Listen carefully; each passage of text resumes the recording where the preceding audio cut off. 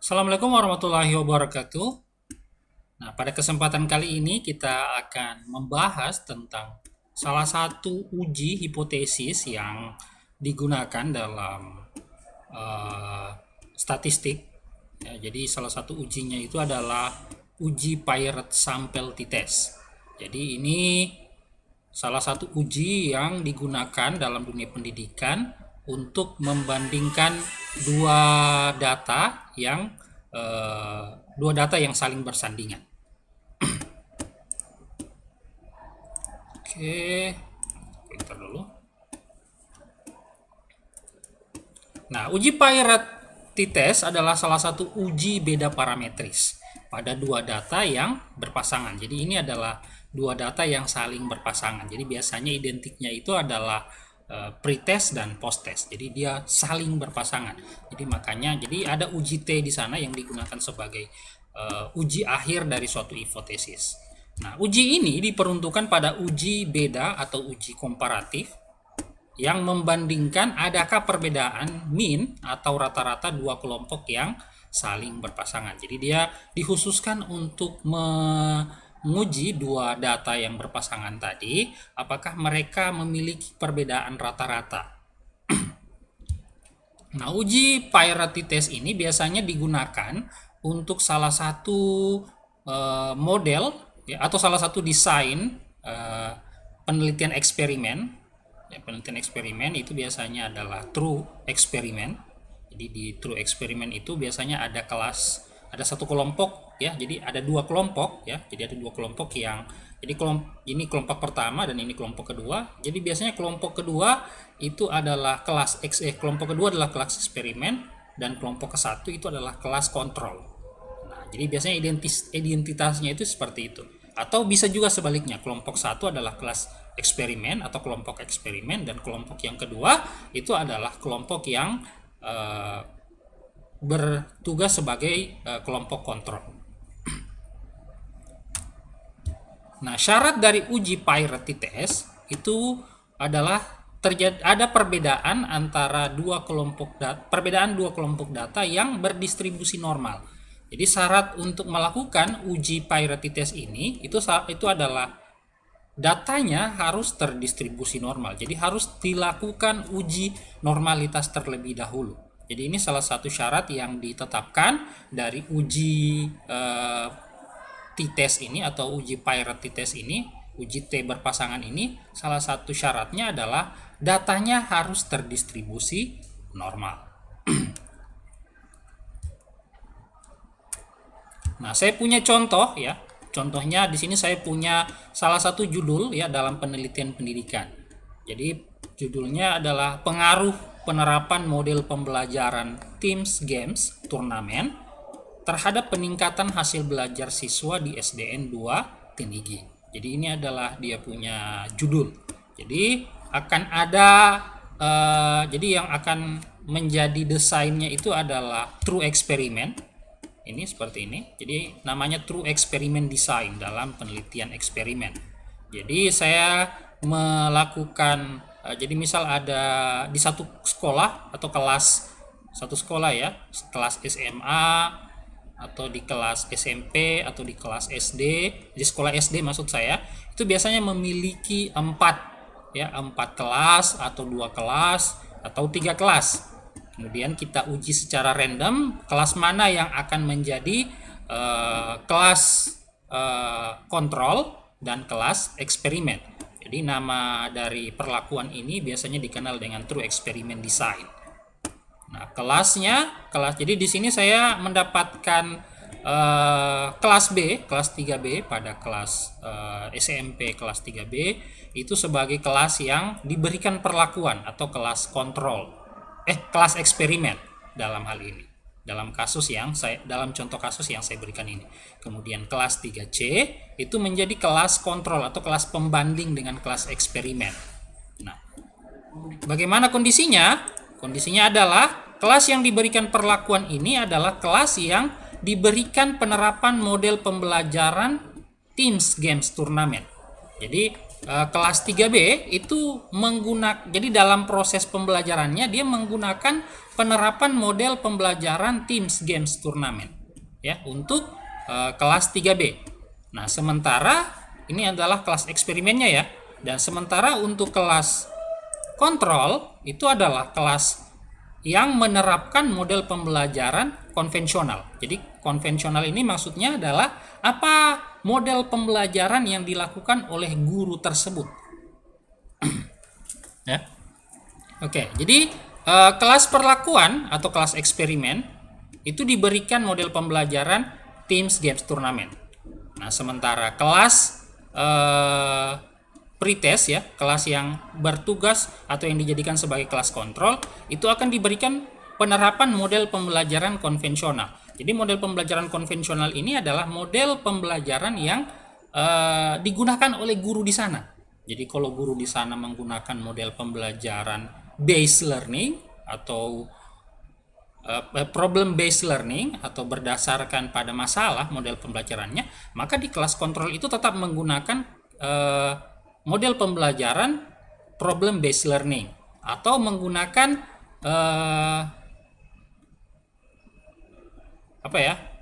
project based learning. Itu juga bisa dibandingkan. Jadi mengacu kepada apa yang diajarkan gurunya sebelumnya.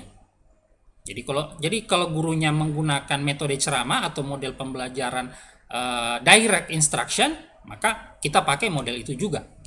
Atau bisa juga pada kelas kontrol ini itu kita yang ngajar, atau bisa juga gurunya yang ngajar ya sebagai kelas kontrol. Nah, di kelas eksperimen itu bisa juga yang akan mengajar itu adalah gurunya setelah berdiskusi, tapi bisa juga yang penting gurunya mau ya untuk mengajar di dua kelas dengan menggunakan Teams Games Turnamen, atau bisa juga si peneliti itu sendiri yang mengajar di kelas 3B yang sebagai kelas eksperimen dengan melakukan penerapan model pembelajaran Teams Games Turnamen.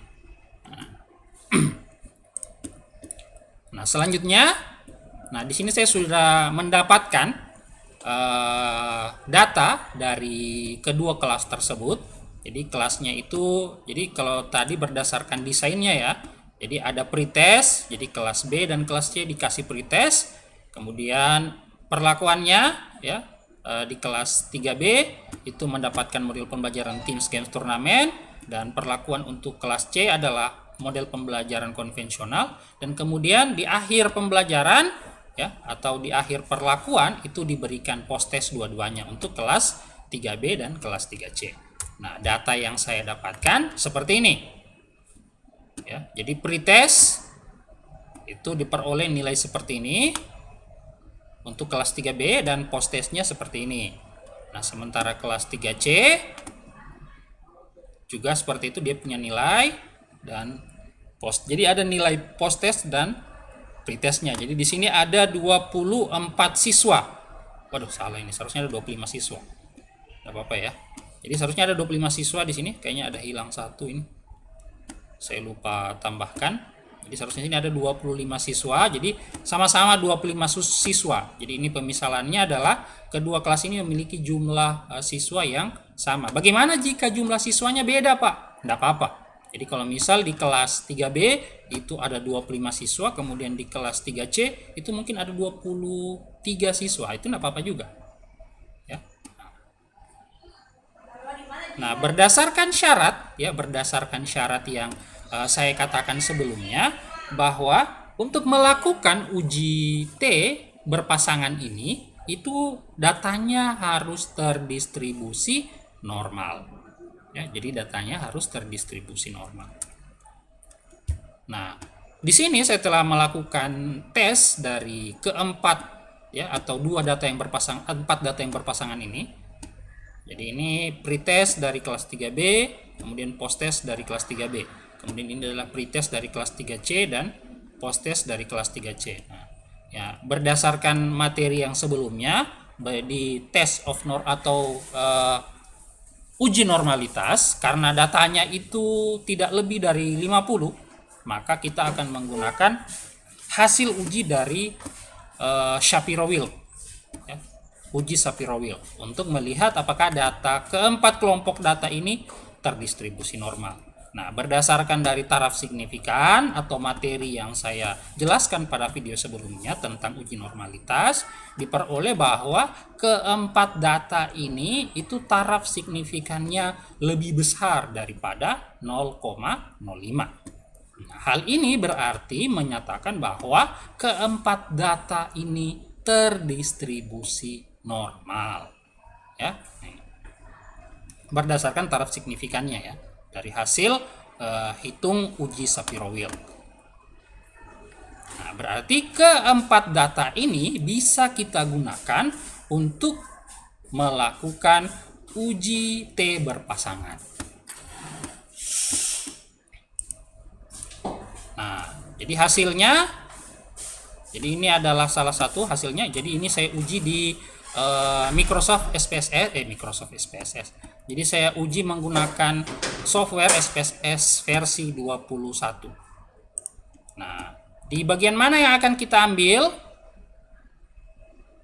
Jadi di sini ada pasangan pertama ya, pretest dan posttest di kelas 3B, kemudian pretest di kelas 3C dan posttest di kelas 3C. Nah, selanjutnya yang akan kita lihat itu adalah data di bagian sini, uji T-nya. Jadi ini adalah hasil uji T-nya. Nah, dengan taraf signifikannya adalah ini.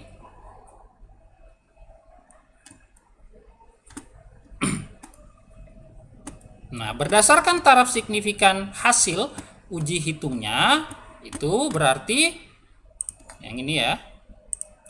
Nah, diketahui bahwa kedua pasangan ini memiliki pengaruh besar terhadap peningkatan hasil belajar. Jadi kedua model pembelajaran tadi itu ternyata memiliki pengaruh terhadap peningkatan hasil belajar. Nah, hanya saja siapa yang memiliki pengaruh lebih besar? Apakah pengaruhnya itu disebabkan oleh kelas kontrol yang menggunakan model pembelajaran konvensional atau menggunakan model pembelajaran TGT ya, turnamen games teams tadi. Teams games turnamen. Ya. Nah, jadi ternyata berdasarkan hasilnya jadi semua mereka memiliki pengaruh. Nah, jadi di sini juga diperlihatkan bahwa pengaruh, jadi ada pengaruhnya ya di sini. Jadi kedua uji T ini menyatakan bahwa kedua model pembelajaran itu memiliki pengaruh dengan dibuktikan dengan taraf signifikannya itu lebih kecil daripada 0,05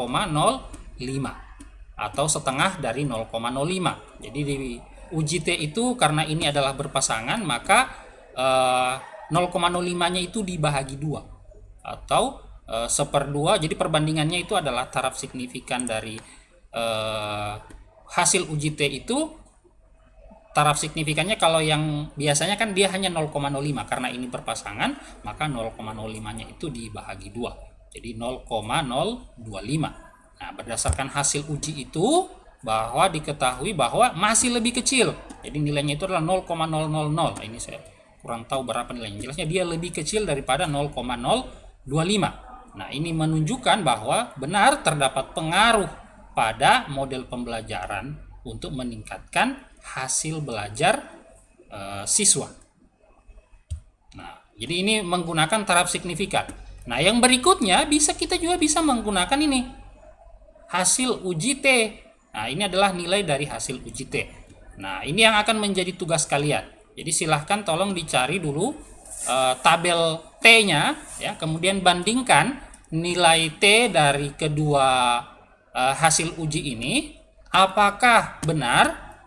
Ya, jadi kalian harus mencari T-tabel, mencari cara membaca T-tabel, dan mencari cara menentukan apakah hasil dari kedua uji T ini itu memiliki pengaruh. Ya, apa syarat-syarat yang digunakan untuk menghitung uji T berpasangan ini. Nah, itu yang akan menjadi tugas kalian, cara membaca T-tabel dan cara membandingkan. Kemudian kesimpulan akhirnya bagaimana setelah dibandingkan.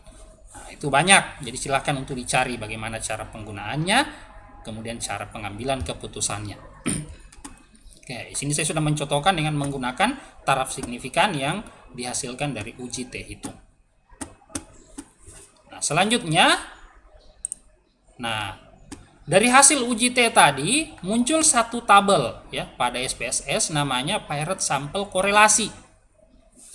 Nah, dari tabel ini maka diketahui bahwa memang benar. Jadi karena Paired Sampel Korelasi ini membuktikan apakah benar terdapat hubungan ya. Apakah benar terdapat hubungan antara pretest dan posttest tadi setelah diberikan perlakuan dari kedua variabel berpasangan ini atau keempat variabel yang berpasangan ini, atau dari dua pasangan kelompok data ini. Jadi ini satu pasangan, ini satu pasangan. Nah, dari hasil hitung ya, hasil hitung menyatakan bahwa jika nilai dari taraf signifikan T hitung lebih besar daripada 0,05, maka data tersebut memiliki hubungan. Jadi antara data dari pretest dan posttest itu ternyata memang memiliki hubungan. Jadi ada hasil yang signifikan dari data tadi yang sudah kita dapatkan dari hasil penelitian tadi di kelas, memberikan pretest dan memberikan posttest. Nah, hanya saja siapa yang memiliki pengaruh lebih besar dalam hal peningkatan peningkatan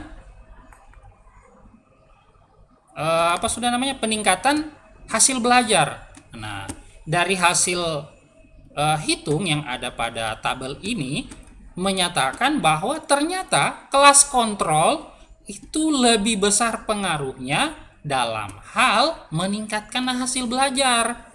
Nah, jadi ternyata hasil dari TGT tadi itu ternyata tidak kalah hasilnya memang menghasilkan peningkatan, tapi ternyata hasilnya itu bahwa kelas kontrolnya itu memiliki pengaruh yang lebih kuat. Nah, pengaruhnya yang dihasilkan oleh kelas kontrol itu adalah 0,915. Dia lebih kuat pengaruhnya, sementara korelasi dari atau hubungan ya, pengaruh hubungan dari pretest di kelas eksperimen itu adalah 0,89,2. Jadi kalau dibandingkan nilainya lebih besar yang kelas kontrol. Nah, ini adalah hasil kesimpulan dari uji T berpasangan. Nah, jadi ternyata TGT tadi, model pembelajaran TGT tidak lebih baik dari hasil apa yang diterapkan oleh gurunya di sekolah. Jadi ternyata gurunya sudah menerapkan model pembelajaran yang bagus di sekolah. Jadi ketika kita melakukan penilaian, jadi kita merasa bahwa kayaknya TGT ini lebih bagus. Nah, jadi makanya ada hipotesis. Hipotesisnya adalah nilai TGT ini seharusnya harapan ya. Jadi harapannya kita adalah nilai dari TGT itu tadi, itu model pembelajaran TGT itu ternyata bisa lebih baik daripada model konvensional yang diajarkan oleh gurunya. Ternyata berdasarkan hasil penelitian tidak seperti itu. Nah, perlu dilakukan refleksi. Nah, ini sudah hasil penelitian yang real. Jadi tidak perlu untuk merubah data. Jadi misalkan datanya itu datanya itu ternyata kelas kontrolnya nilainya lebih tinggi, ya enggak apa-apa, terima saja bahwa memang apa yang kita sajikan atau model pembelajaran yang kita gunakan itu masih lebih efisien model pembelajaran yang digunakan oleh gurunya di sekolah daripada model pembelajaran yang kita usulkan atau yang ingin kita teliti. Jadi seperti itu. Ini adalah hasil dari penelitian atau contoh dari hasil penelitian ya, dengan menggunakan uji T berpasangan. Nah, itu ya. Jadi mungkin itu saja yang bisa saya sampaikan pada kesempatan kali ini. Semoga apa yang saya ajarkan ini atau yang saya sampaikan ini bisa bermanfaat bagi kalian semua. Lebih dan kurangnya mohon dimaafkan. Assalamualaikum warahmatullahi wabarakatuh.